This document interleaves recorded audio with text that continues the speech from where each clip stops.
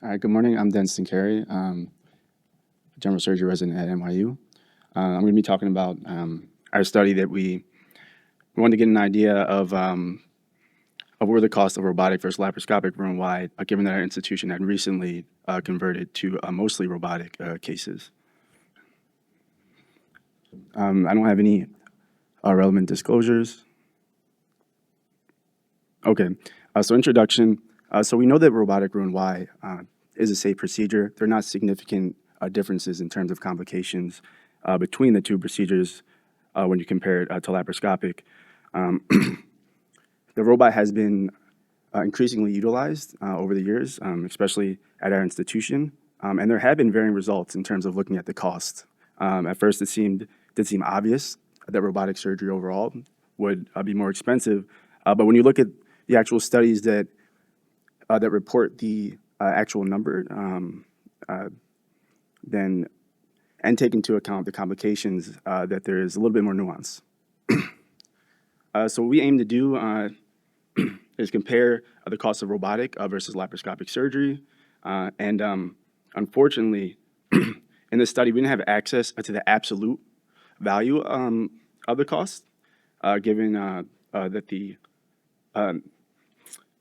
institution didn't want to disclose the actual absolute number, but we were able to do the relative cost. So this is a retrospective study. It's a multi-center study that includes two of our centers, the Brooklyn Center as well as the Manhattan. The patients were indexed if they had a laparoscopic or if they had a robotic roux-en-Y, and the data was sourced from our internal registry as well as financial data that was compiled across institutions. Oh, thank you. Appreciate it.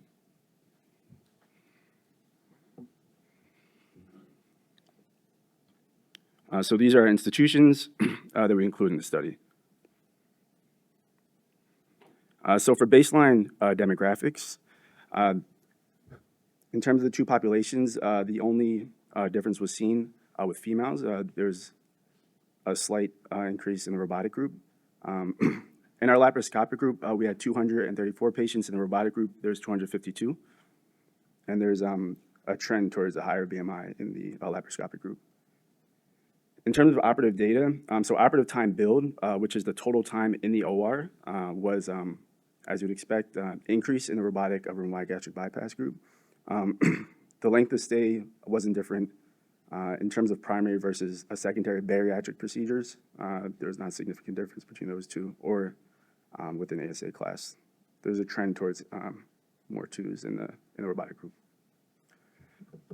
So the total operative cost data over the course of the study, over the 3-year period, so the total OR cost was 21% more in the robotic group when compared to the laparoscopic group.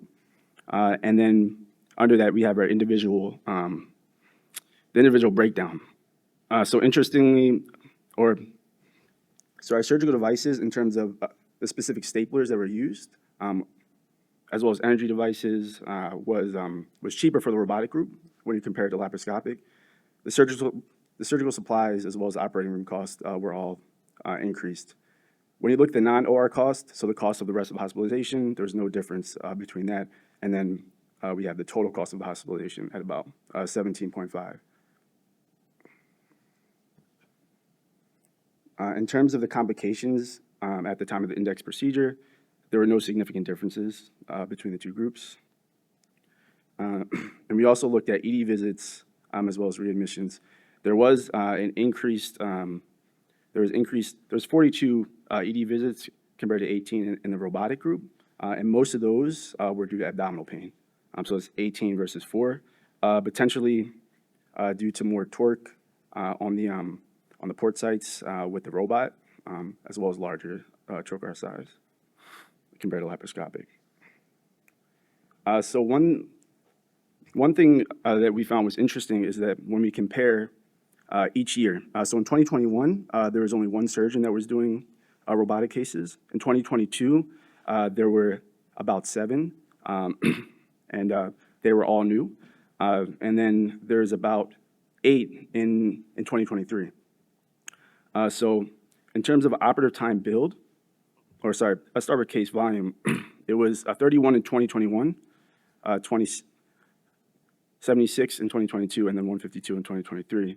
Operative time was 194.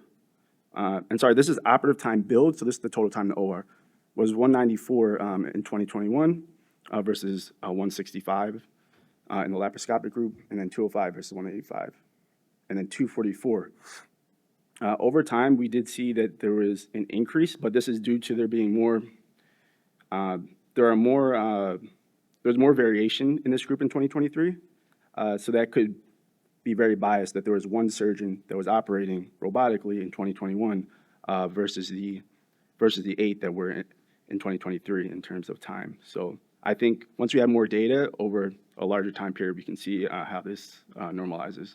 Length of stay, there weren't any significant differences between the two groups, but in 2022, there was a trend towards increased length of stay when you had a large proportion of the surgeons coming in for the first time and doing robotics.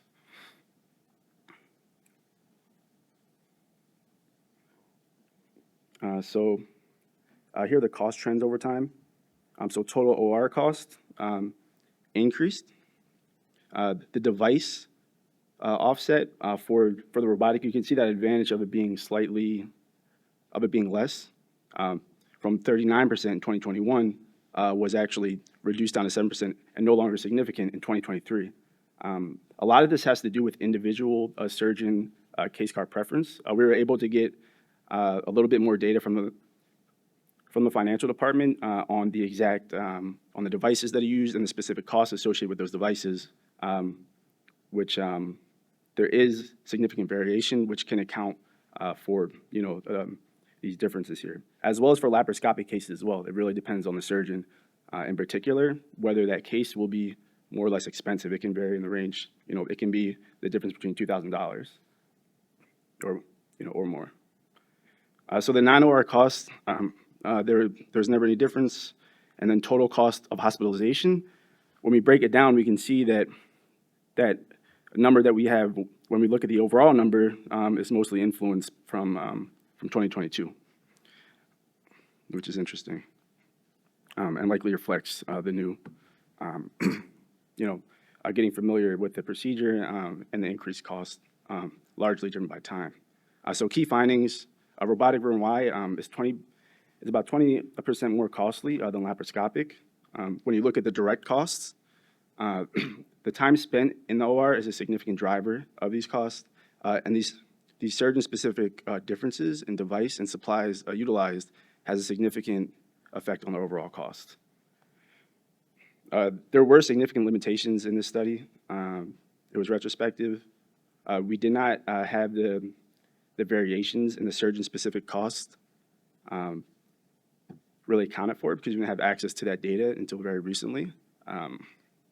And then we were not able to have the initial cost with the robot, as well as those maintenance costs, whether it's leased or owned, and those variables accounted for as well, which we also plan on receiving. And this is only relative cost data because we can't publish the actual absolute values. Future directions, it would be interesting to also add in the cost of complications to get a better idea over time and extend it beyond 30-day complications as well. And as I said, have a little bit more granularity when it comes to what are the differences between the materials that the surgeons are using, so that you can come up with an optimized approach for more cost-effective robotic procedure. And that's it. Happy to take any questions. Thank you.